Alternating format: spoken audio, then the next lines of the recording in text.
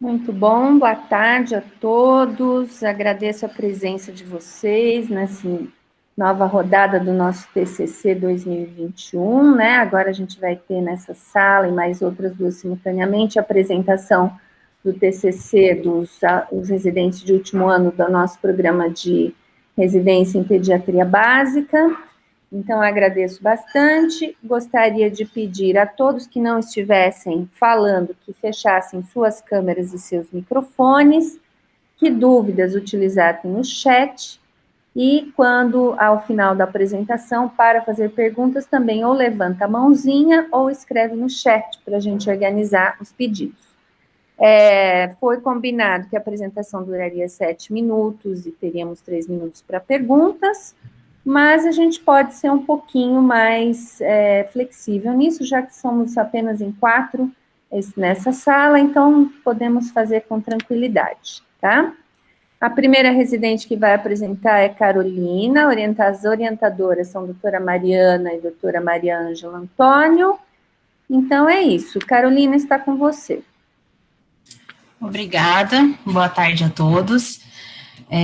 O título do meu trabalho de conclusão de curso é Repercussão da perda de peso na velocidade de crescimento de crianças e adolescentes, um estudo de caso. As minhas orientadoras são a professora Mariana Zambon e a professora Maria Ângela Antônio. É um estudo observacional descritivo, realizado a partir de dados do prontuário médico e revisão bibliográfica da literatura. A temática do trabalho, então, gira em torno das relações entre o crescimento e a obesidade, e o objetivo é descrever a evolução dos índices antropométricos de uma criança obesa, que inicialmente apresentava alta estatura em relação ao alvo familiar. Era um menino de 4 anos, residente na zona rural de Minas Gerais, que foi encaminhado ao ambulatório de crianças e adolescentes obesos do HC da Unicamp, por ganho ponderal excessivo a partir do 1º ano de vida. Ele tinha antecedentes familiares de obesidade exógena do lado paterno, diabetes tipo 2 em avó e tios maternos, a mãe com hipertensão arterial sistêmica. Ele, de antecedentes pessoais, ele foi um recém-nascido de termo, adequado para a idade gestacional, com aleitamento materno exclusivo por 4 meses, complementado até 1 ano, e de história de doenças, ele tinha uma sibilância recorrente, que nesse momento estava em uso de corticoide inalatório contínuo e estava bem controlado. Ele tinha uma alimentação rica em carboidratos e produtos industrializados, não comia frutas nem verduras, não fazia atividades físicas regulares, ele brincava mais sentado e o tempo de tela era de 4 horas por dia. O exame físico inicial não tinha alterações, a não ser por um IMC de 28,34, que estava no score Z mais 7,36, e uma estatura que estava acima do seu canal familiar. O canal familiar foi calculado entre o score Z menos 2 e 0. Esse é o ponto inicial da curva de IMC dele, com 4 anos e 4 meses, então ele tinha um score Z de IMC em 7,36, muito acima do que seria esperado para uma criança da idade dele. E essa era a curva de estatura dele, inicialmente com 4 anos e 4 meses, estava com um Z-score de estatura de mais 1,78, se a gente olhasse isoladamente, a gente poderia falar que estaria normal, mas aqui no canto superior direito eu coloquei a marcação do canal familiar, e se a gente fizer a projeção a gente vai ver que a estatura dele estava muito acima do esperado para o canal familiar, ali eu fiz a marcação também. Bom, a linha do tempo. Então, no início do segmento, a gente coletou alguns exames para ele. Os exames estavam sem alterações, a não ser uma IgE que estava elevada, que foi considerado por conta do histórico de atopia que ele tinha. E, nesse primeiro momento, a gente fez orientações quanto à alteração na dieta, uma dieta balanceada, e atividade física. E a família teve uma boa adesão. Com 6 anos, o IMC dele de 7,36 caiu para 1,37. A velocidade de crescimento nesse momento estava adequada, para uma criança pré-púbere de 6 anos, e a conduta nesse momento foi manter a atividade física e a dieta adequada. Com 6 anos, novamente foram solicitados exames, que estavam dentro da normalidade, com exceção da insulina, que nesse momento estava menor que 2, indosável pelo laboratório. E aí continuamos o segmento. Com 7 anos, ele retornou com uma queixa de que não estava crescendo. E realmente, a estatura dele saiu do score Z de mais 1,78 com 4 anos, para o score Z de 0,29 com 7 anos. E a velocidade de crescimento reduziu muito. Ele cresceu menos de 0,5 centímetro por ano naquele ano. E o MC caiu também, porque ele estava fazendo as medidas que a gente orientou, e estava agora eutrófico com IMC de 0,66. Mas a gente iniciou uma investigação para investigar essa velocidade de crescimento desacelerada. A gente começou a investigação com hemograma, função tiroidiana, função renal, função hepática, fizemos anti-HIV, teste de sódio e cloro no suor, que estavam todos dentro da normalidade. Dosamos IGF-1 e IGF-BP3, que também estava dentro do valor de referência para a idade. Continuamos o segmento. Com 9 anos, a queixa era que ele tinha voltado a ganhar peso. Ele voltou a ter o diagnóstico de obesidade com IMC em Z-score mais 2, e a estatura continuou caindo de score Z, agora estava em menos 0,21, com a velocidade de crescimento de aproximadamente 5 centímetros por ano, e a idade óssea correspondente com a idade cronológica. Mas como ele teve essa queda ainda maior no score Z de estatura, foi ampliada a investigação dessa desaceleração do crescimento. Foi feito o teste dinâmico com GH, que veio sem alterações, ele teve resposta positiva, então. Foi pesquisado anticorpos antitiroidianos, que estavam negativos, e antitransglutaminase negativo também. Com 12 anos, que foi o período imediatamente antes dele iniciar o estirão puberal, foi a fase de menor score Z de estatura. Ele chegou em score Z menos 1,07. Lembrando que o canal familiar dele estava calculado entre o score Z menos 2 e o 0. E o IMC estava em mais 1,79. Nesse momento, a velocidade de crescimento dele era de 2,6 centímetros por ano, o que é reduzido, se a gente for olhar, mas é a fase imediatamente antes do estirão puberal, que é a fase que fisiologicamente a gente espera uma redução da velocidade de crescimento para depois ter o estirão e o pico de crescimento.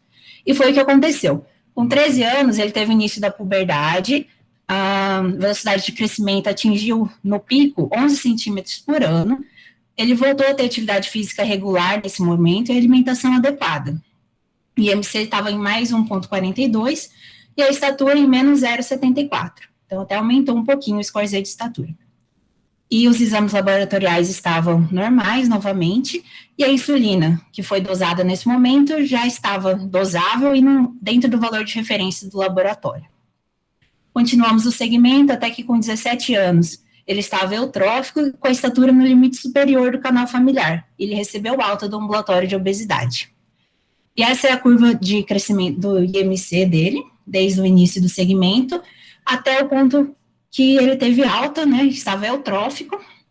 Então, a gente pode ver que no início ele tinha uma obesidade bastante acentuada, ele conseguiu, com modificações de estilo de vida, chegar à eutrofia, teve um momento que ele voltou com diagnóstico de obesidade, não tão grave como inicialmente, mas depois ele, na vida adulta, né, no final da adolescência, ele voltou a ficar eutrófico. E esse é o gráfico de crescimento da estatura. Então, inicialmente, ele estava com uma estatura acima do esperado para o canal familiar. Quando ele começou a perder peso, ele teve uma desaceleração da velocidade de crescimento e até uma retificação da curva de crescimento, que foi quando a gente começou as investigações, mas depois ele conseguiu seguir no canal de crescimento, até que chegou à estatura final, na média para a população geral, e ainda na metade superior do canal familiar. Esse gráfico, ele mostra a relação entre insulina sérica, o score Z de IMC e a velocidade de crescimento. Então, no comecinho, com 4 anos, ele tinha um score Z de IMC muito alto, a insulina foi dosada nesse momento, estava dentro dos valores de referência laboratorial, porém, quando ele começou a perder bastante peso, o score de IMC caiu ao máximo com 7 anos, que foi ao mesmo momento que caiu ao máximo a velocidade de crescimento, e ao mesmo momento a insulina ficou em níveis indosáveis. E depois, na puberdade, quando ele voltou a acelerar a velocidade de crescimento, a insulina voltou a aumentar também. E aí, retrospectivamente, a gente fez a hipótese de uma obesidade exógena com alta estatura reacional, seguida de uma parada de crescimento, que foi secundária à perda de peso após as orientações dietéticas e de atividade física. O paciente, ele retornou ao seu canal de crescimento familiar, o que a gente chamou de recanalização, e manteve-se ainda no limite superior do canal. Durante todo o acompanhamento, foi reforçada a importância da alimentação saudável, da realização de atividades físicas, e em nenhum momento foi utilizado qualquer medicação. Bom, o crescimento, então, ele depende de fatores extrínsecos e intrínsecos. Os intrínsecos dependem, então, do funcionamento adequado do sistema neuroendócrino e também de fatores genéticos, daí a importância do canal familiar. Quando uma criança foge muito do seu canal familiar, é importante a gente pesquisar causas subjacentes. A obesidade, principalmente quando acontece em crianças muito jovens, é acompanhada de alta estatura para a idade e para o canal familiar. E as curvas de crescimento são indicadores sensíveis do estado de saúde da criança. E elas são importantes para a gente ter o segmento adequado das crianças, e é importante um segmento a longo prazo, e não analisar um ponto isolado. Bom, aqui eu queria fazer uma relação com outro estudo que foi feito na Itália, que acompanhou crianças desnutridas em reabilitação nutricional. Esse estudo mostrou que o ganho de peso diário estava diretamente relacionado com o aumento da velocidade de crescimento e, consequentemente, com o catch-up dessas crianças e seu potencial genético.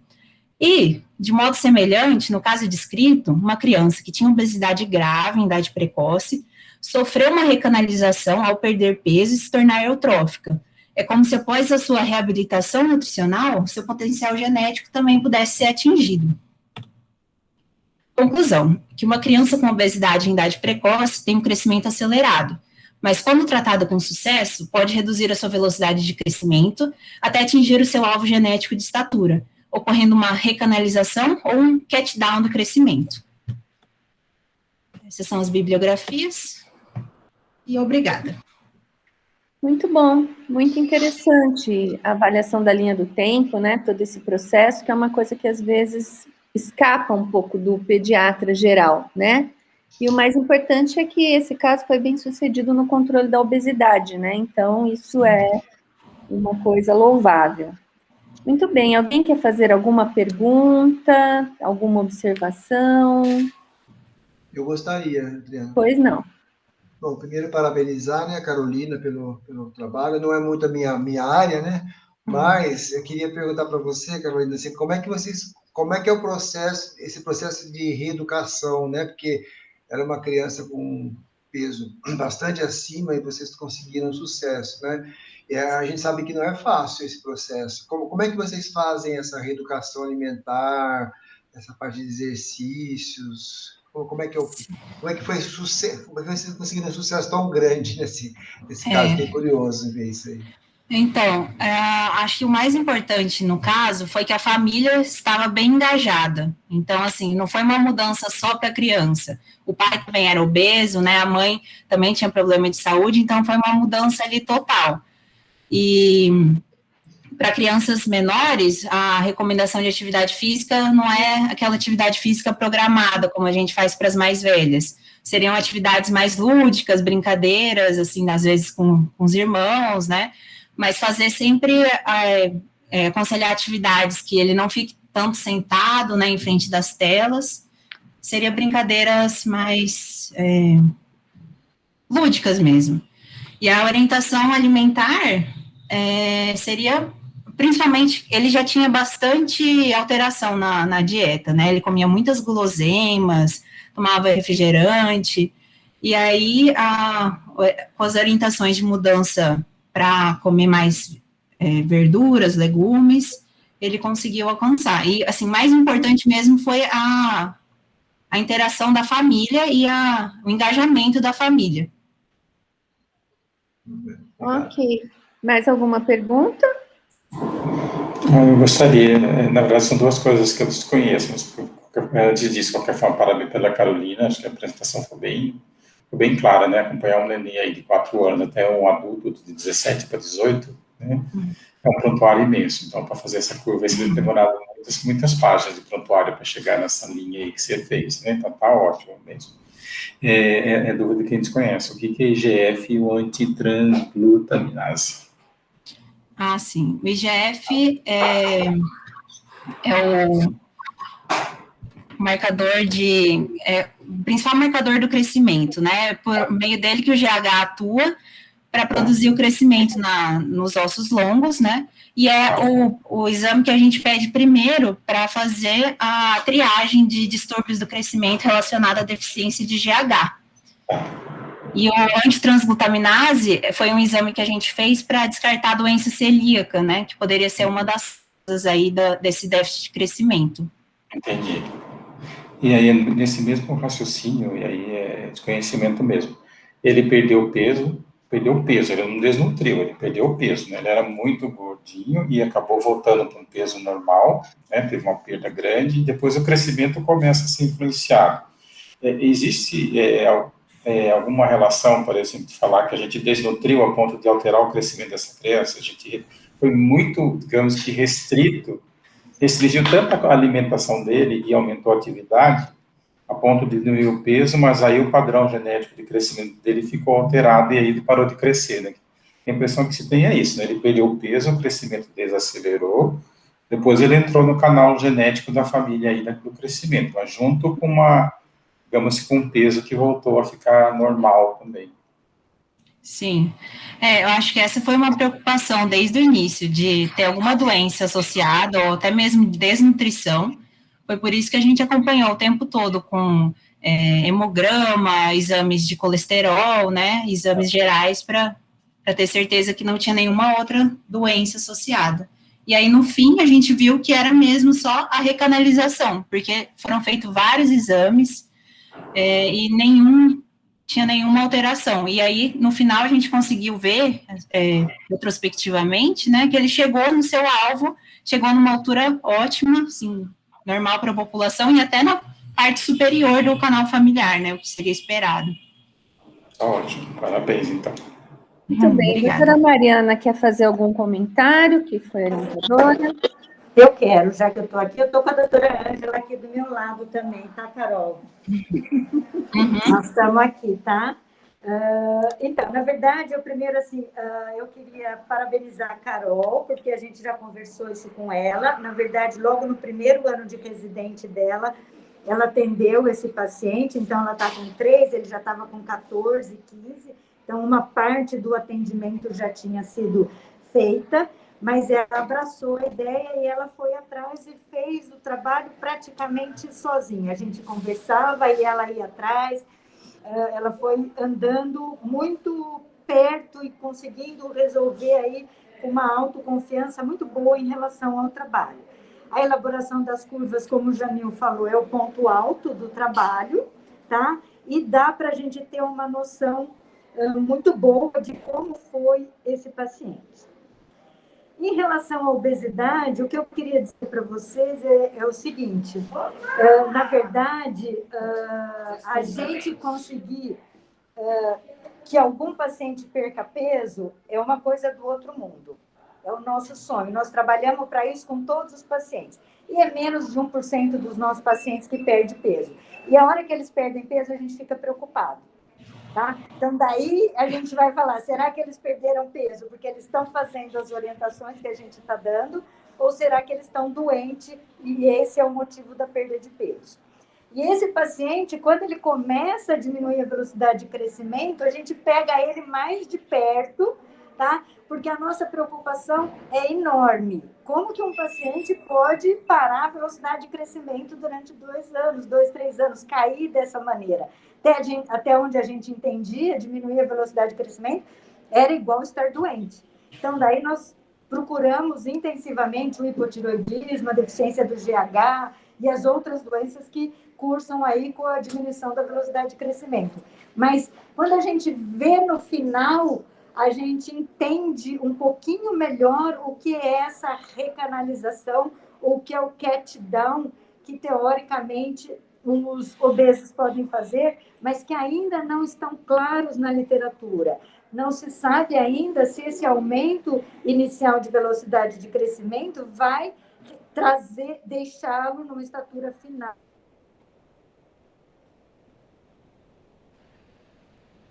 Doutora Mariana congelou.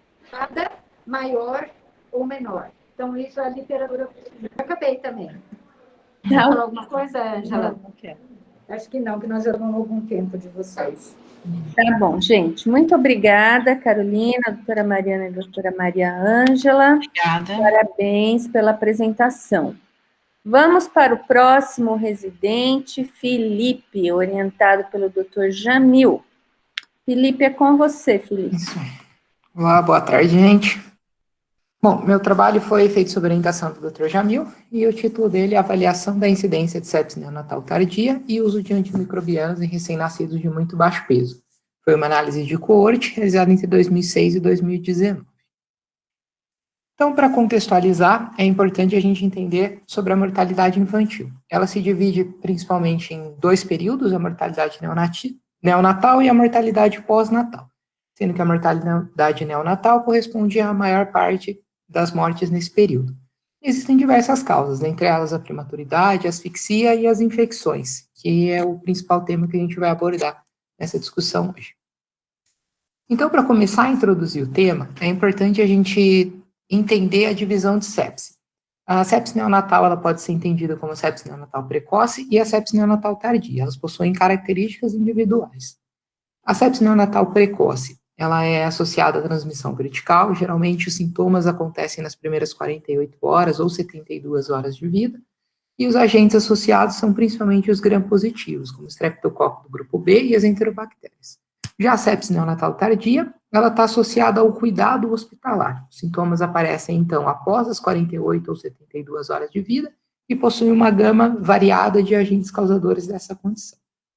Classicamente, a sepse neonatal tardia está associada a alguns fatores de risco, que são eles a prematuridade, o baixo peso ao nascer, necessidade de acesso venoso central, necessidade de outros dispositivos e internações prolongadas. A sepse neonatal tardia, ela é um grande desafio dentro da neonatologia, porque as manifestações clínicas nesse período de vida são extremamente inespecíficas e o manejo dela também traz várias dificuldades. Por conta de toda essa dificuldade, hoje os antibióticos são os principais medicamentos prescritos dentro de uma unidade de terapia neonatal por todo o mundo. E nós já sabemos que os antimicrobianos, eles também trazem aumento da mortalidade. E existem estudos recentes que mostram que é seguro a interrupção do uso desses agentes, caso a infecção não seja comprovada. Inclusive, é preconizado que se faça isso. A divisão de neonatologia do CAISM possui protocolos rigorosos e rígidos em relação tanto ao diagnóstico quanto ao manejo, ao uso de antimicrobianos nessa população.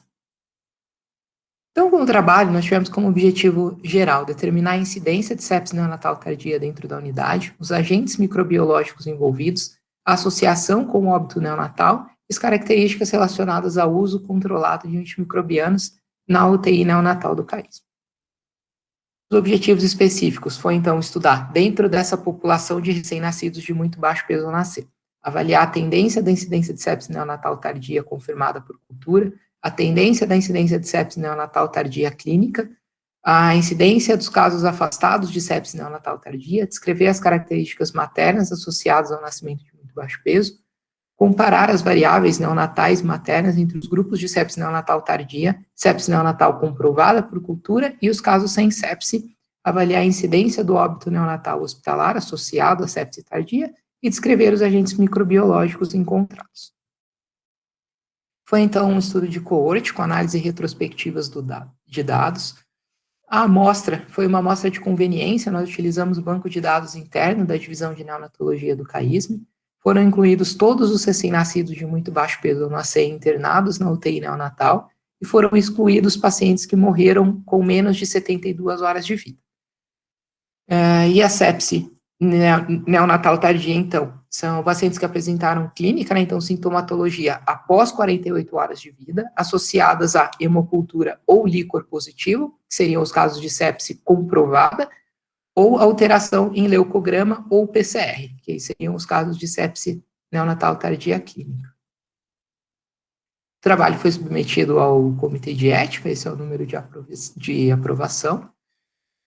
Os dados foram apresentados em variáveis categóricas e contínuas. As categóricas foram expressas em frequência absoluta e relativa e comparadas pelo teste de Q² ou Fisher. As variáveis contínuas foram expressas por média e desvio padrão ou mediana e intervalo interquartil. E foram avaliados pelo teste de T-Student ou Mann-Whitney, conforme o padrão de distribuição de normalidade da variável. O valor de significância admitido foi de P igual a 0,05. Então, vamos aos resultados. A taxa de incidência de infecção na unidade no período foi de 39,4%, foram 530 casos.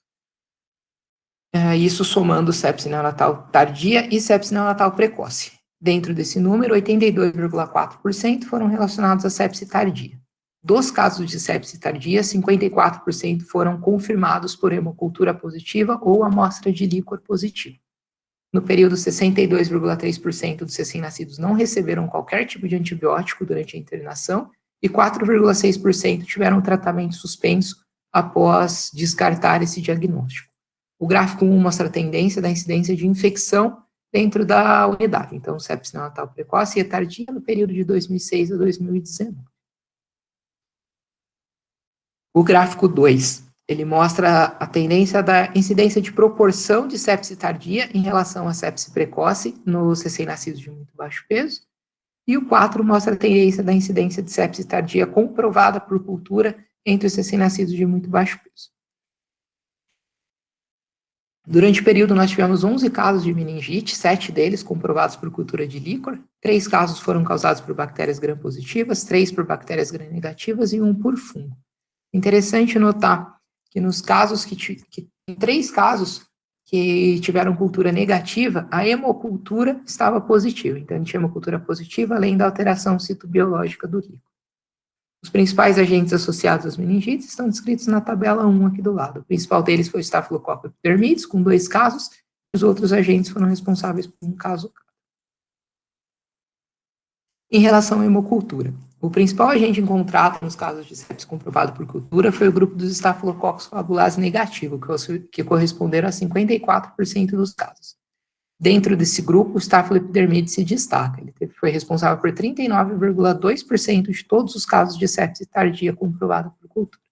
Outros agentes importantes de destaque dentro do estudo foram o Staphylococcus aureus, o CAPS e o Cloace, 2,7% dos casos. Durante o estudo, 17 episódios de sepse foram polimicrobianos, então mais de um agente cresceu na mesma amostra de hemocultura, e 61 pacientes tiveram mais de um episódio de sepse comprovado. Aqui uma tabela mostrando em números absolutos, dividindo por agente os principais casos, a gente vê claramente que o Staphylococcus epidermidis foi o responsável pela maior parte das infecções. Esse gráfico mostra a distribuição em números absolutos por classe de agente, né? Os gram-positivos como os principais causadores, com 226 casos, bactérias gram-negativas com 42 casos e os fungos correspondendo a 13 casos. Esse gráfico ele mostra a tendência da incidência de sepse neonatal tardia segundo a classe de agente etiológico mais relevante.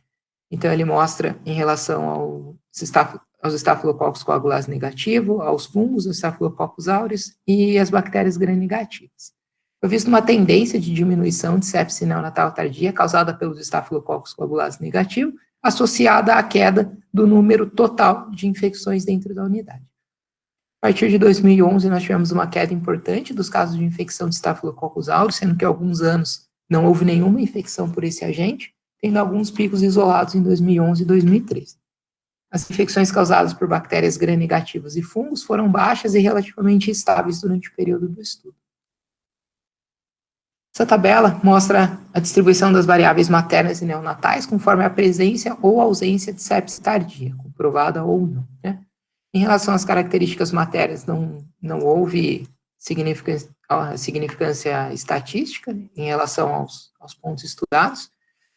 Já em relação à idade gestacional, ao peso de nascimento, o SNAP, o Apgar de primeiro e quinto minuto, e necessidade de intervenções, como reanimação neonatal, reanimação avançada, ventilação mecânica, uso de catéter venoso central, necessidade de nutrição parenteral e quantidade de dias de NPP foram associados a maior incidência de sepse tardia. A sepse também foi associada a maior tempo de internação e a maior taxa de óbito. Tabela 4, ela compara os casos de sepse tardia comprovada por cultura e os casos de sepse clínica. Os pontos que tiveram relevância foram semelhantes, né? O que se destaca de diferente aqui nessa tabela é em relação à má formação congênita, que teve uma incidência maior nos casos de sepse comprovada. Na análise de regressão logística múltipla, comparando os casos de sepse comprovada por hemocultura e os casos sem sepse, os valores que apresentaram diferença significativa, né, diferença estatística, necessidade de reanimação em sala de parto, com odds ratio de 1,7, ventilação mecânica, com odds ratio de 2,26, e quantidade de dias de NPP, com odds ratio de 1,056.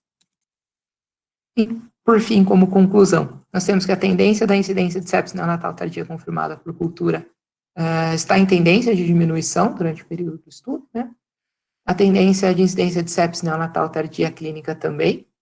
A incidência de casos afastados de sepse neonatal tardia foi de 4,6%. Em relação às características maternas, não tiveram relação com a presença ou não de sepse neonatal tardia. Comparando as variáveis neonatais do grupo de sepse neonatal tardia comprovada por cultura e casos sem sepse, os fatores associados foram aqueles que eu descrevi anteriormente, né? A baixa idade gestacional, baixo peso ao nascer, SNAP mais alto, Apgar de primeiro e quinto minuto menor que 7, necessidade de intervenções e presença de malformações congênitas. O óbito durante o período foi de 11,5%, sendo que 30% desses casos foram relacionados à sepse tardia.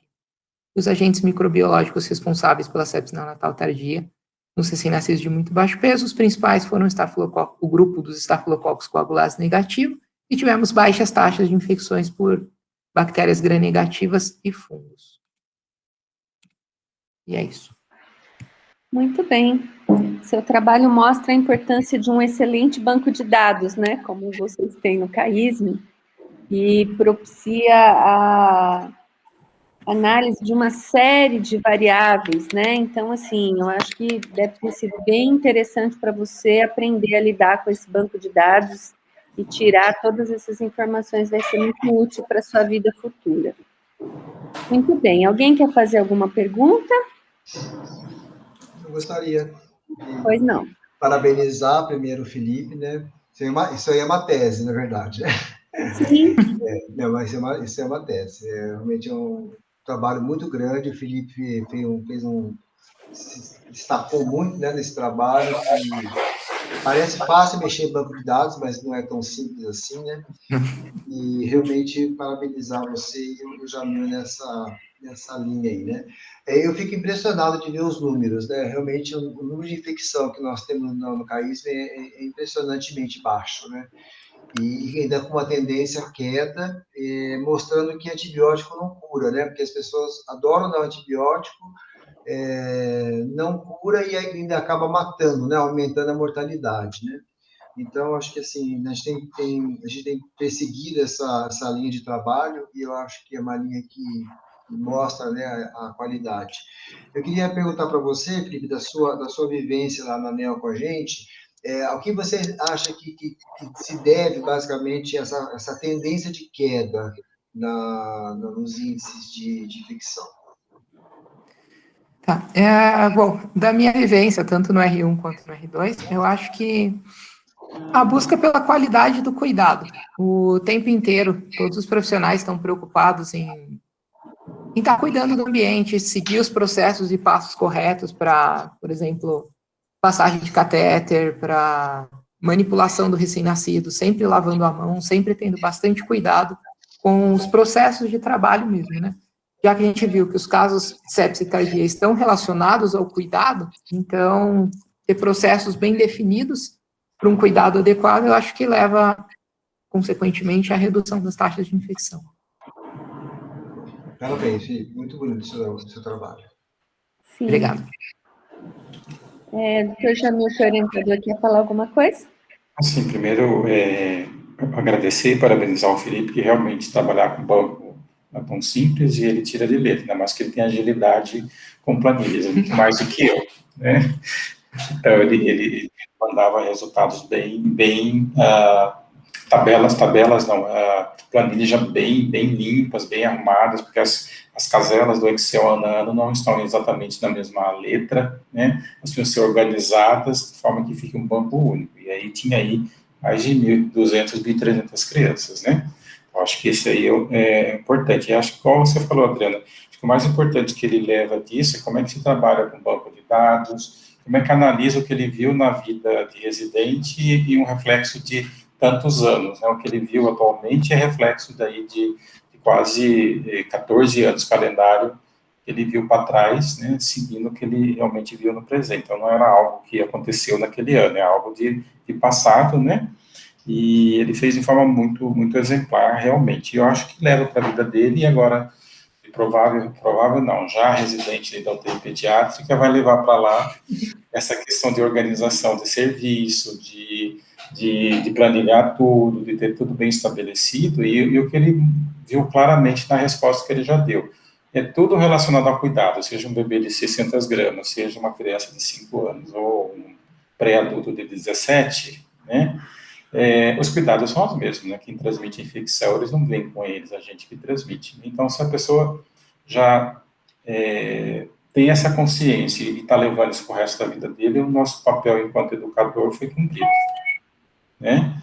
Então, acho que o grande aprendizado é exatamente isso, na vida prática, do que viu na vida ali, trabalhando no dia a dia, e trabalhando no banco de dados, mostrando que isso é possível, né? A gente tem aí 60% de criança que não tomou antibióticos, e nesse fica internado minimamente, sei lá, 3 semanas a 6 meses, né? E mais da metade não ter sido exposto a nenhuma vez ter tomado antibiótico. Não é que ela teve sepse e foi suspenso, né? Ela não foi exposta de jeito nenhum porque não precisou, né? Então, acho que esse é o grande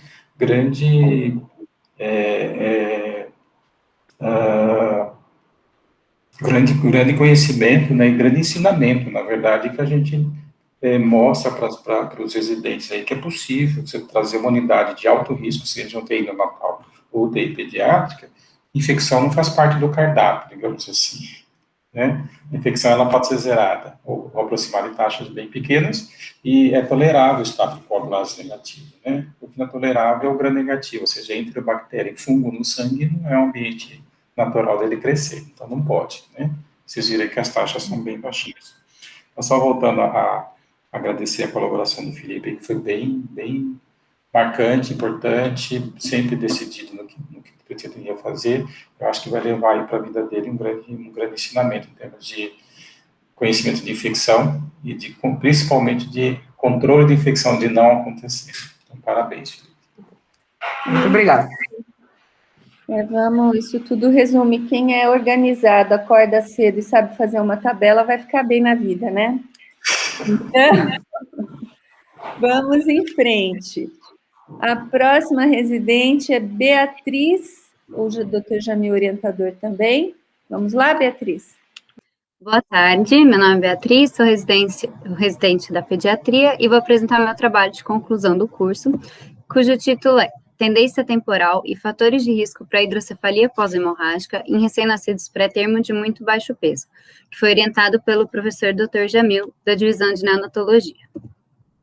A hemorragia intracraniana é a principal doença neurológica do recém-nascido. A sua manifestação mais comum é a hemorragia peri-intraventricular. 25% a 50% dos que sobrevivem evoluem com um déficit cognitivo, alterações de atenção, distúrbios comportamentais e até alterações motoras maiores, como a paralisia cerebral. Alterações da matriz germinativa, especialmente aquelas ligadas ao fluxo sanguíneo cerebral, determinam um sangramento local. Algumas particularidades dessa microvasculatura no recém-nascido pré-termo o tornam mais propício ao aparecimento da hemorragia peri-intraventricular. Existe uma fragilidade capilar acentuada nesses pacientes, que os torna mais suscetíveis à lesão isquêmica local, com posterior ruptura e sangramento. Os fatores de risco associados podem ser divididos entre maternos, obstétricos perinatais e neonatais. Segundo o Papilli, a hemorragia pode ser classificada em grau 1, quando se restringe a matriz germinativa, grau 2, quando a hemorragia ventricular sem dilatação do sistema, grau 3, quando acontece a dilatação ventricular, e grau 4, quando a hemorragia é parenquimatosa. Todos os recém-nascidos pré-termo de muito baixo peso são submetidos a ultrassom transfontanela com 72 horas de vida, 1 semana, e se normal é repetido com 1 mês de vida, se alterado é repetido semanalmente para avaliar a evolução para a hidrocefalia pós-hemorrágica. A presença de sangue nos ventrículos pode levar à formação de coágulos que obstruem a saída do quarto ventrículo, impedindo a absorção do líquido cefalorraquidiano pelas velocidades aracnoides. Essa obstrução, associada à alteração na absorção, causa uma dilatação dos ventrículos e, consequentemente, uma hidrocefalia, que pode ser aguda, por uma obstrução das vias de drenagem pelo coágulo sanguíneo, ou crônica, por uma obstrução secundária ao processo inflamatório local que vai interferir no fluxo. A presença de hidrocefalia piora o prognóstico neurológico da criança. Apenas 5 a 30% dos que sobrevivem vão ter um desenvolvimento neurológico dentro do esperado. Dessa forma, reconhecer os fatores associados ao processo é importante para a gente ver quais os recém-nascidos pré-termo de risco para essa complicação, uma vez que os acompanhamentos clínico e ultrassonográficos vão ser cruciais para o estabelecimento de um plano de segmento, visando evitar maiores danos ao sistema nervoso central desses pacientes, através de um tratamento cirúrgico, como, por exemplo, a DVP, e medidas de suporte de reabilitação, aplicadas o mais precocemente possível. Então, o objetivo principal do nosso trabalho foi verificar a tendência temporal da hidrocefalia pós-hemorrágica e os fatores de risco associados ao seu desenvolvimento em recém-nascidos pré-termo de muito baixo peso, que nasceram no período de 99 a 2019. Os objetivos específicos foram determinar a tendência temporal da hidrocefalia pós-hemorrágica nesses recém-nascidos, determinar a associação do grau da hemorragia perintraventricular com o desenvolvimento da hidrocefalia pós-hemorrágica e determinar os fatores de risco maternos, obstétricos e neonatais associados ao seu desenvolvimento. Realizamos um estudo de corte prospectivo com uma análise retrospectiva de dados. As informações foram retiradas do banco de dados informatizado da Divisão de Neonatologia do CAISM, que estima-se que tem atualmente cerca de 3 mil recém-nascidos de baixo peso. Foram incluídos no trabalho todos os recém-nascidos com idade gestacional inferior a 37 semanas e um peso de nascimento inferior a 1.500 gramas, internados no CAISM do dia 1º de janeiro de 99 a 31 de dezembro de 2019, que realizaram ultrassom transfontanela durante a internação e tiveram evolução para hemorragia perintraventricular. Foram excluídos dos trabalhos os pacientes que evoluíram com óbito com idade inferior a 7 dias de vida ou que tinham malformação do sistema nervoso central. A variável dependente avaliada foi a hidrocefalia pós-hemorrágica, definida como aumento do tamanho do ventrículo lateral maior que o percentil 97 do critério de Levene, e as variáveis independentes foram as maternas, obstétricas e neonatais, como, por exemplo, a hemorragia perintraventricular, que foi definida pela presença de uma hiperecogenicidade na região peri- ou intraventricular, diagnosticado pelo ultrassom transfontanela e classificado de acordo com o Papilli. O estudo foi aprovado pelo CEP e teve dispensa da solicitação do TCLE. Para o desfecho da hemorragia perintraventricular e da hidrocefalia pós-hemorrágica, foram feitas análises univariadas das variáveis materno-obstétricas neonatais e posteriormente submetidas a uma análise múltipla por regressão logística. Então, no período de 1999 a 2019, nós tivemos cerca de 2.363 recém-nascidos pré-termo de muito baixo peso. Após aplicados os critérios de exclusão, ficamos com 267 RNs com hemorragia perintraventricular no nosso estudo. Desses, 186 tinham graus leves e 81 com graus graves. A hidrocefalia pós-hemorrágica ocorreu em 55 desses pacientes com hemorragia, o que corresponde a 20,6%, e 2,3% de todos os recém-nascidos pré-termo com muito baixo peso. Dessas crianças com hidrocefalia, 10 precisaram de tratamento cirúrgico, com DVP ou DVE. Nessa tabela, nós podemos ver a distribuição desses recém-nascidos que tiveram hemorragia ou hidrocefalia durante os anos do estudo. No gráfico da tela, pode-se verificar que os valores de hidrocefalia pós-hemorrágica permaneceram baixos e estáveis durante o período do estudo. Na análise das variáveis maternas e obstétricas, não se observou diferença estatística quanto à ocorrência de hidrocefalia pós-hemorrágica.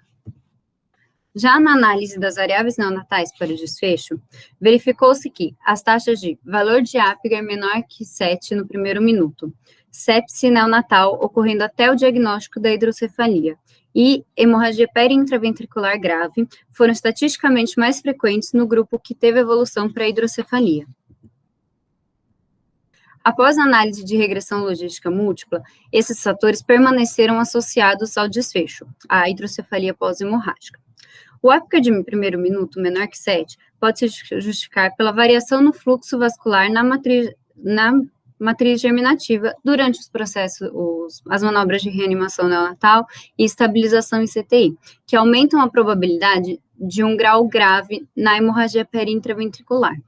Esse sangue no ventrículo leva à formação de coágulos que podem obstruir a saída do quarto ventrículo e impedir a absorção do líquido cefalorraquidiano.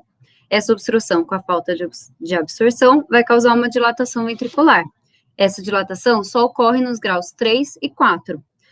Dessa forma, apenas os casos graves de hemorragia periintraventricular que tiveram uma evolução estatisticamente significativa para a hidrocefalia. Em relação à sepse neonatal, alguns estudos acreditam que ela pode contribuir para o risco devido a uma resposta inflamatória envolvida, que interrompe o revestimento ependimário do ventrículo e, assim, leva à obstrução do fluxo normal do líquido cefalorraquidiano, ou ainda causando cicatriz nas granulações aracnoides, que vão atrapalhar, vão desregular essa absorção do líquido. Concluindo, a incidência, a gente verificou no nosso trabalho que a incidência de hidrocefalia pós-hemorrágica em recém-nascidos pré-termo de muito baixo peso permaneceu baixa no período de estudo e variou de 0 a 6% naqueles que tinham desenvolvido hemorragia periintraventricular. Os graus graves de hemorragia aumentaram, a gente percebeu que eles aumentaram o risco do desenvolvimento da hidrocefalia em cerca de 12,5 vezes. Não houve variáveis maternas e obstétricas associadas ao desenvolvimento da hidrocefalia pós-hemorrágica, e os valores de Apgar de primeiro minuto inferior a 7 e a presença de sepse foram independentemente associados ao desenvolvimento da hidrocefalia, aumentando em 2,5 a chance de ocorrência. Obrigada pela atenção de todos e obrigada ao meu orientador também, o Dr. Jamil, que me ajudou nesse trabalho. Muito bom. Mais um TCC que pode virar uma dissertação de mestrado, né? Eu acho que a gente tem que discutir, assim, muito seriamente sobre isso mais algum momento. A Beatriz está sendo pressionada já. Não só ela, mas eu assisti outros TCCs hoje que foram melhores que muitas dissertações de mestrado que já vi na vida. Então, acho que a gente mostra mais uma vez e fazer essa apresentação dos TCCs que eu propus lá em 2014, não sei se vocês lembram que eu fui lá na ANEEL explicar, que não era mais um papelzinho, mas era assim uma apresentação. Tudo isso hoje mostra que foi uma iniciativa bem sucedida, porque esses residentes têm um grande potencial de fazer trabalhos com qualidade e enriquecer a todos nós, né? A gente fica muito mais sabido depois que houve todas essas apresentações. Parabéns, viu? Muito bem. Quem quer fazer perguntas ou quer fazer observações? Eu queria parabenizar a Bia, né? Bia, essa história é longa, né, Bia? A Bia ela foi minha científica, né? Aluna, ela já fez tinha iniciado esse trabalho, né? E está dando continuidade agora de 20 anos, né, de segmento. Então, fiquei muito feliz de ver o trabalho, né? E também, assim, como a Adriana falou, né? Não é só o conhecimento da doença, mas, assim, a gente vê, né, você, o Felipe, né, a maturidade, né, que vocês adquirem fazendo esse tipo de trabalho, né? Parabenizar muito vocês. Eu queria te perguntar, Bia, assim, quando a gente olha lá a tendência, né, 2019 deu um pequeno pico, né, de hidrocefalia, né, assim, ela não foi significativa, né? Queria que você comentasse um pouquinho, assim, como é que a gente tem mantido esses níveis baixos, né? E se aquele pico ali é preocupante ou foi só um dado isolado ainda? Assim, como é que se você vai acompanhar agora no seu R3 agora? Então, primeiro do ano de 2019, né? Foi um ano atípico, assim. Houve no CAISM um número de internações de recém-nascido pré-termo de muito baixo peso acima do que vinha acontecendo ao longo dos anos. Então, acabou acontecendo, a incidência da hemorragia aumentou bastante nesse ano, mas da hidrocefalia manteve estável, continuou no 6%. A hidrocefalia não aumentou tanto quanto aumentou a hemorragia. E foi um ano atípico, tanto que em 2020, a gente acabou, o Dr. Jamil também, a gente olhou os dados, voltou ao normal, voltou a cerca de 15%, 17% o número de casos. E eu acho que no CAISM, o que a gente consegue, esses níveis baixos, assim, que se equivale à literatura internacional, assim, que a gente vê de Europa, Estados Unidos, é porque o que contribui para evitar esse sangramento, né? Evitar variações no fluxo. Então, no CAISM, a gente evita a manipulação desnecessária do RN, a gente está sempre com o paciente monitorizado, mantendo temperatura, os índices de sepse baixos, como a gente viu no trabalho do Felipe, isso tudo contribui para a gente deixar os RNs mais estáveis, impedindo, né, diminuindo as taxas de hemorragia e, consequentemente, da hidrocefalia. É muito bom. Acho que é bom ressaltar, né? Assim, o pessoal às vezes não tem muita vivência, né, nesses dados, mas nós temos um grau de hemorragia bem baixo, como você falou, né? Comparáveis com um país aí internacional, fora do Brasil aqui, né?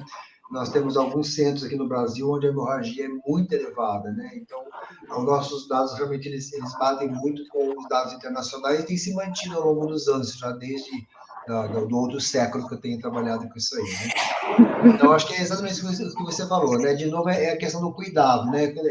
Esse trabalho é muito parecido com o do Felipe, mas são assuntos totalmente diferentes, mas é o cuidado, né? Quando você cuida, quando você executa as boas práticas, você tem resultado, com coisas que não custam dinheiro, né? Com coisas que são simples, né?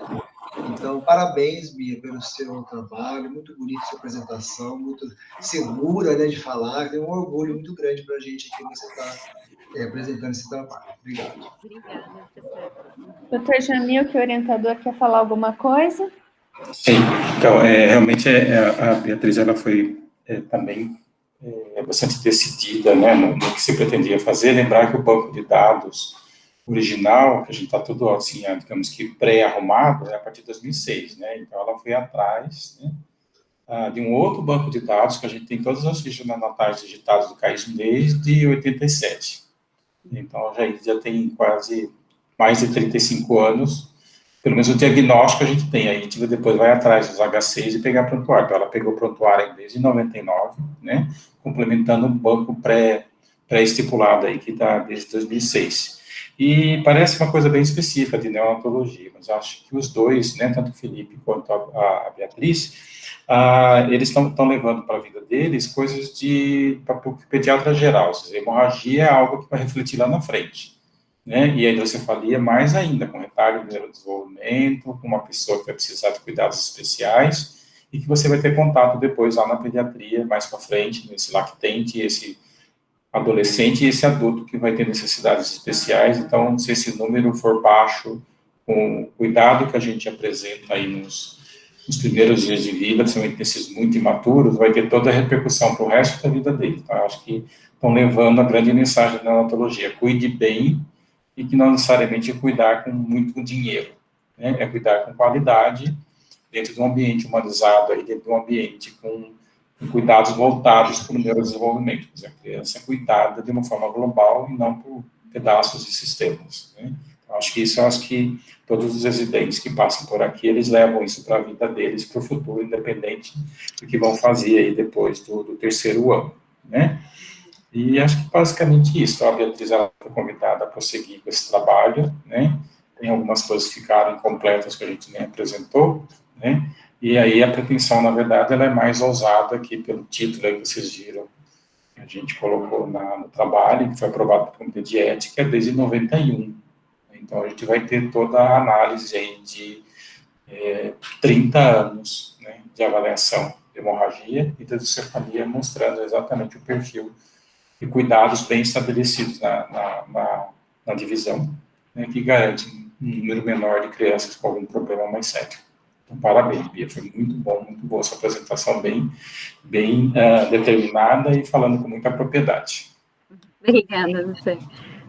Muito bem, pessoal. Vamos agora à última, mas não menos importante apresentação da tarde, é a residente Raquel e o orientador, o Dr. Sérgio Marva. Boa tarde a todos, eu sou Raquel, né? Vamos começar a apresentação do trabalho. O título do meu trabalho é Efeitos do tempo de contato pele a pele sobre desfechos clínicos do recém-nascido de baixo peso. Foi um estudo de coorte. O meu orientador é o Dr. Sérgio Marva. Então, primeiro, o contato pele a pele faz parte das diretrizes do método canguru, né? E consiste em colocar o recém-nascido em contato, em posição vertical, em contato com o tórax materno ou paterno, livre de roupas, pelo tempo que for prazeroso para ambos, né? E o contato pele a pele, ele é seguro, ele é de baixo custo, ele é fácil de ser realizado e é uma alternativa aos cuidados convencionais numa unidade neonatal. Permite melhores desfechos clínicos, né? E é especialmente vantajoso para os recém-nascidos de baixo peso, que são aqueles que é um grupo, né, que possui uma maior morbimortalidade. Então, diversos estudos mostram que o contato pele a pele ajuda na manutenção da temperatura corpórea, na estabilização dos sinais vitais, diminui o risco de sepse, aumenta o aleitamento materno exclusivo e fortalece a relação entre o binômio mãe e bebê. Só que os estudos, eles ainda não colocam, né, se existe um tempo de permanência mínimo a ser recomendado para que esses efeitos sejam vistos de forma mais evidente. Então, o objetivo do nosso trabalho foi avaliar a relação entre o tempo de permanência no contato pele a pele e os desfechos neonatais do recém-nascido de baixo peso. Então, nosso estudo foi um estudo observacional do tipo coorte. Na verdade, ele foi um recorte dos dados obtidos no CAISM relativo a um estudo multicêntrico realizado nessas instituições. Então, para o estudo, a gente revisou pastas de recém-nascidos com peso inferior a 1.800 gramas, que ficaram internados em unidade neonatal do período de abril de 2018 a junho de 2020. A gente não incluiu os recém-nascidos gemelares, nem qualquer recém-nascido que tenha tido alguma situação que impossibilitasse o contato pele a pele. E essas situações poderiam ser tanto maternas como do próprio recém-nascido. Eu vou detalhar isso mais à frente na parte de resultados. Ainda na metodologia, as nossas variáveis dependentes foram aleitamento materno exclusivo na alta, o tempo total de internação, ganho de peso durante a internação e a sepse tardia. A variável independente principal foi o tempo de permanência no contato pele a pele. As variáveis independentes secundárias foram, a gente dividiu em dois grupos, né, as maternas e as neonatais. As maternas, como, por exemplo, a idade, a realização do pré-natal, o tipo de parto, né, o tabagismo, alcoolismo, né, se teve alguma intercorrência de diabetes gestacional ou doença hipertensiva da gravidez. Já as variáveis neonatais, a gente avaliou o peso, idade gestacional, se precisou de reanimação, desconforto respiratório, enfim. As variáveis categóricas, elas foram expressas em frequências absolutas e relativas, analisadas a partir de um teste de Q quadrado, e as variáveis numéricas foram usados valores de mediana, desvio padrão, valor mínimos e máximos, medianos e quartis. Foi o teste de Ban-Whitney. E para avaliação da relação, né, das variáveis, a gente usou a regressão logística univariada e múltipla, com critérios stepwise de seleção das variáveis. Então, no nosso trabalho, a gente obteve 358 pacientes que nasceram no CAISM com peso inferior a 1.800 gramas. E a gente, como eu havia falado, né, a gente não incluiu os gemelares, nem os pacientes que tiveram algum fato que possibilitasse o contato pele a pele. Como, por exemplo, materno, né, óbito materno, uma mãe usuária de drogas, enfim, uma mãe que estivesse internada, né. E dos recém-nascidos, né, a gente acabou não incluindo os que foram anoxiados, com malformações congênitas graves, né? E após esses critérios aqui de exclusão, a gente obteve 214 pacientes. Daí a gente reviu as pastas desses pacientes, observando a evolução deles.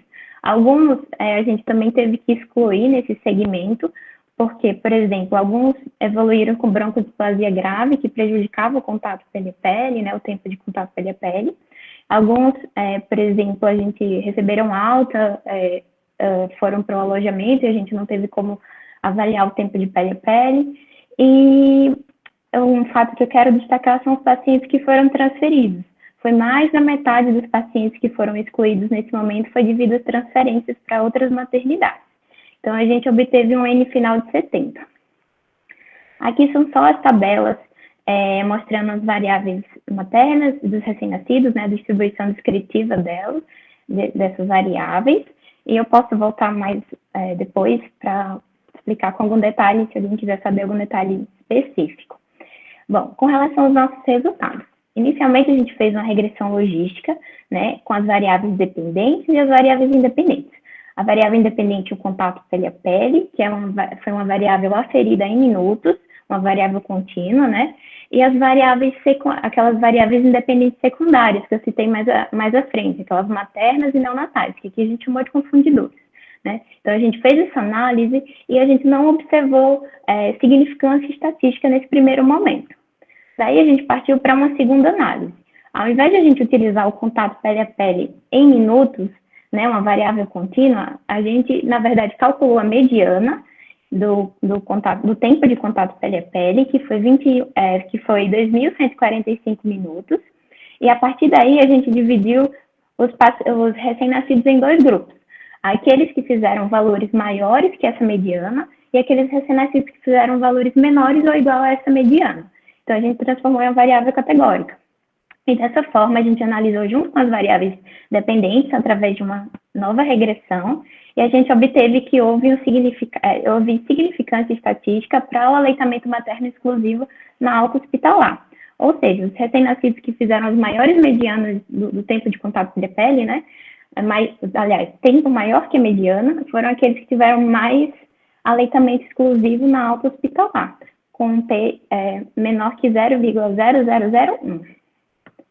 E daí a gente ainda fez uma terceira análise, a gente já sabia, né, dessa relação, então, da mediana com o aleitamento materno exclusivo na alta, daí a gente só adicionou numa nova regressão logística aquelas variáveis independentes secundárias que eu havia citado, né, para ver se elas influenciariam, né, nesse desfecho, aleitamento materno exclusivo na alta. Então, a gente viu que, sim, algumas variáveis mostraram uma correlação positiva, né? Então, o peso ao nascer, a idade gestacional e o contato pele a pele categórico, né, na verdade. E com os P's aqui. Então, ou seja, né, quanto mais pele a pele as crianças faziam, né, mais aleitamento materno exclusivo na alta, e como também, né, quanto maior o peso e quanto maior a idade gestacional, maior o aleitamento materno exclusivo na alta hospitalar. Então, o ponto forte do nosso estudo foi justamente isso, né, mostrar a importância do contato pele a pele na promoção do aleitamento materno exclusivo na alta hospitalar, e isso é corroborado por vários estudos dessa temática, né, que associam contato pele a pele à promoção do aleitamento materno. E o ponto fraco do estudo é que a gente não conseguiu realmente estabelecer um ponto de corte do tempo de contato pele a pele, sim um resultado de um valor de mediana. Então, a gente gerou alguns questionamentos, um deles foi a questão da amostra insuficiente, a gente indagou isso, né, e uma coisa que a gente destaca é a questão das transferências para outras maternidades, né. Isso acontece quando há uma situação de superlotação, né, de superocupação da unidade, em alguns momentos, e é preciso fazer essa contrarreferência para outras maternidades. Então, isso também leva a uma seleção não intencional dos casos graves, porque os casos que são transferidos são os casos que estão mais estáveis, e os pacientes mais graves acabam ficando na unidade, que são justamente aqueles que têm mais dificuldade no contato pele a pele. E também, de uma forma em geral, a baixa disponibilidade das mães para permanecerem na unidade neonatal para fazer o contato pele a pele também é um fato que pode ter prejudicado. E como consideração final, eu só queria reforçar, né, a importância da gente implementar, né, as práticas de contato, do contato pele a pele nas unidades neonatais, pensando mesmo na promoção do aleitamento materno, para que essas crianças, né, possam se beneficiar das vantagens do aleitamento materno exclusivo. Então é isso, muito obrigada. Muito bem, parabéns. Mais um trabalho que poderia ser uma dissertação, né? É uma coisa. Muito interessante esse tema, e eu queria só fazer uma observação antes de abrir para as perguntas e as observações dos orientadores, que não sei se vocês repararam, esse tema do pele a pele está aparecendo muito nas mídias, né? No Instagram, no YouTube, sempre mostram pequenos filmes ou fotos dos pais até, né? Não só das mães, dos pais carregando os bebezinhos prematuros, assim, no contato pele a pele. E é uma coisa muito bonita de se ver, né? De que essa humanização de uma situação assim tão delicada, tão perturbadora, né, para aquela estrutura familiar, como isso toca as pessoas, né? Então, acho que é um tema muito atual e até midiático, né? E foi legal você ter apresentado esses dados todos, foi bem bacana.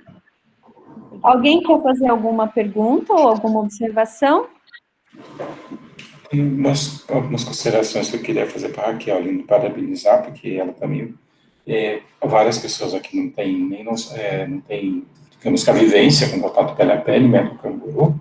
Eu acredito que conseguiram ter uma visão geral do que é o pele a pele e o canguru aí, baseado no que ela disse, né, de forma bem clara, bem objetiva, bem segura do que está falando, né? E segundo que é um tema para o pediatra geral, também é outro, não é um especialista neonatologista, né? A gente está falando de amamentação, né? De prevenção de danos, ou seja, de devolver para a família e a sociedade uma criança prematura ou de baixo peso aí, ó, nas melhores condições possíveis, de preferência sem morbidade nenhuma, e mamando no peito. Né? Então, é um tema do pediatra geral mesmo, não é só do especialista, né? Então, a primeira pergunta é, Raquel, você acabou a pediatria agora, né? Eu sei que você vai fazer neo, mas como é que você se sente enquanto pediatra geral? O que você leva do PLPL e do método canguru, assim, como vivência? Os seus colegas em si viveram isso aí nesses 2, 3 anos de pediatria? Uhum. Uma das coisas que até eu acabei passando mais rápido, mas o próprio método canguru, né, o contato pele a pele, ele empodera a família no cuidado do próprio recém-nascido, né? O fato de ele colocar a criança no contato pele a pele, cria esse vínculo entre a mãe e o recém-nascido. Isso é muito importante, até para os cuidados da criança ao longo da vida, né? Formação desse vínculo desde o começo, né, da vida. E fora os outros benefícios que a gente vê do próprio aleitamento materno, que eu falei, e as questões das vantagens mesmo do aleitamento materno, né, da própria diminuição das infecções, né, da diminuição da obesidade, enfim, acho que isso é o fato mais importante. Exatamente. E você acha que essa equipe motivada do CAISM, né, que a gente já está com, sempre teve uma propensão ao incentivo do aleitamento e do cuidado humanizado, e o método canguru só consolidou isso, né? Você acha que essa motivação da equipe ela influencia esses resultados aí também? Com certeza, eu acho que sim. Eu acho que o CAISM, ele se empenha bastante, né, em oferecer, inclusive, explicar às mães o que é o método canguru, oferecer às mães ativamente. A gente tem sempre aquela reunião, né, mais cedo sobre o método canguru. Eu acho que isso com certeza influencia a adesão, né, na unidade neonatal de forma geral. Eu acho que exatamente isso. Eu acho que a gente queria passar também do mesmo caso que a gente falou do Felipe e da Beatriz em relação a levar para a vida o que a gente gostaria que fosse aprendido, né? A questão do pele a pele do método canguru é algo que vocês levam para a vida inteira, né? Como pediatras mesmo, né? E a gente trabalha com mães de risco social muito alto, né? A gente trabalha com mães não só que têm morbidades, mas a questão da vulnerabilidade social, mesmo doença mesmo, né? Que impede que elas venham aqui com mais tempo ficar com a sua criança, com o seu bebê. E aí essa oferta permitir que elas fiquem aqui, elas não são visitas, elas são participantes do processo de cuidado, né? Eu acho que dá toda essa modificação nesses resultados que você apresentou aí de forma bem brilhante. Então, parabéns. Obrigada. Muito bem. Doutor Sérgio, orientador, quer falar alguma coisa? Eu gostaria, sim, queria parabenizar a Raquel pelo trabalho, né? A Raquel, assim, muito dedicada, a gente teve, na verdade, esse material não faz parte do banco, né? Então, a gente teve que fazer o nosso banco, ele faz parte de uma pesquisa maior, né? Que a gente está trabalhando com 5 outras unidades, então ela teve que pegar mesmo na unha ali os casos, né? E com toda a dificuldade de pegar pasta, nesse período de pandemia que a gente não podia, então eu queria parabenizar muito a dedicação da Raquel. Eu acho que é um trabalho que tem uma análise estatística assim, muito pesada, né? Tem muitas coisas que para eles é difícil entender, mas eu acho que a Raquel conseguiu captar, né, o que é uma variável dependente, independente, isso aí a gente fala meio assim, mas a hora que a gente vê com eles não é tão simples assim, né? Então, acho que para ela foi um crescimento muito grande. A Raquel tem uma experiência grande já em trabalhos, ela tem um currículo muito, muito bom já. Já tem o histórico de trabalhar já com outras questões, né, de estatísticas. Então, realmente é uma coisa muito, muito assim, gratificante e emocionante para a gente mesmo, né? Em relação ao pele a pele em si, acho que você falou uma coisa, Adriana, interessante. Nesse trabalho, nós estamos avaliando também o pai separado, tá? Então, tem um item que é só o pai. Nós não utilizamos todos os dados do banco aqui, não daria tempo, né? Mas hoje o pai também é um participante e talvez ele possa também influenciar esse aleitamento materno. Nós estamos avaliando isso no grupo geral, né? Nesse trabalho a gente não conseguiu uma hora exata, né? A grande pergunta é quanto tempo que precisa ficar, né? A gente não sabe essa resposta. No trabalho maior, né, que são 400 casos, a gente conseguiu uma significância, né? Então, deverá ser publicado aí em breve, nós já estamos terminando a parte de escrita. Mas, de qualquer maneira, já mostra que a mediana é importante, quer dizer, ele não consegue pegar um ponto de corte, mas ele consegue mostrar já que existe uma associação importante, né? E aí, pele a pele, aleitamento materno, quer dizer, tudo de bom para a criança, a gente nem vai entrar no mérito da questão do aleitamento materno, né? Mas, de novo, só chamar a atenção, como a gente falou dos 3 casos aí, eu acho que nós estamos trabalhando na neonatologia com coisas muito simples, né? Então, pele a pele não custa dinheiro, ele custa envolvimento pessoal, né? Então, tudo bem que a Raquel vai fazer NEL, mas depois que ela sair, ela vai trabalhar em outro lugar, o Felipe, ou a Bia, sei lá, aonde for, a gente pode fazer pele a pele, pode levar esse modelo de cuidado, né? Que mostra baixa sepse, baixa hemorragia, aumenta o aleitamento materno, enfim, é uma cascata de acontecimentos com coisas simples, né? Que é colocar no colo da mãe, chamar a mãe, conversar com a mãe, orientar. Então, assim, eu tenho muito orgulho de trabalhar nesse serviço, né? E esses resultados. Queria parabenizar a Raquel, uma apresentação excelente, muito boa, e vamos em frente. Parabéns. Obrigada. Bom, pessoal, vamos então encerrar essa nossa tarde, muito produtiva, todo mundo aprendeu muita coisa, foi bem legal. Parabenizo todos os residentes que aqui apresentaram, os professores que nos acompanharam, agradeço a presença e desejo boa sorte para os nossos R3 que tiveram uma residência tumultuada por conta desse Covid, né? Mas entre mortos e feridos, salvaram-se todos e estão aqui muito, muito bem formados e prontos para brilharem na vida aí. Tá bom, gente? Muito obrigada. Vamos encerrando. Obrigado. Tchau, tchau. Obrigado, tchau, tchau.